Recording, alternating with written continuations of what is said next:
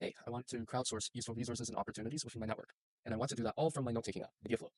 So the idea is very simple. You just keep track of multiple lists of resources, like the cool people, the cool projects, the delightful software that we use, and all of the other cool lists that we can keep track of.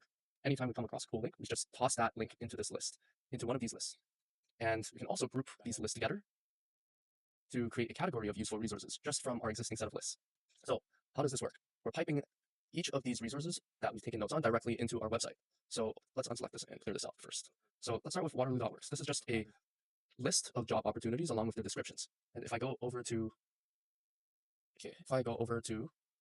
Waterloo.works, you notice that it's tagged with a database. So this means that it contains a list of items with descriptions.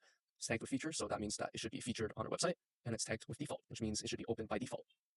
And within each of this list, we can store links and images. So for example, Nova Software has a nice image over here that we're rendering. Great. So what if we want to group lists together into a category? Well, it's very simple. All we have to do is just tag it with hashtag sublist.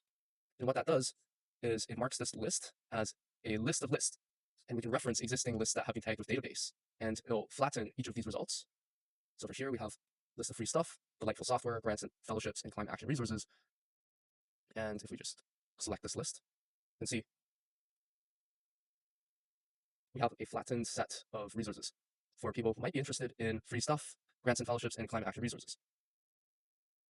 So this is a very generalized way to route useful resources within your network, and it's all done from a note-taking app. And the idea is, what if we can turn each one of our notes on useful resources into nodes of a network of resources?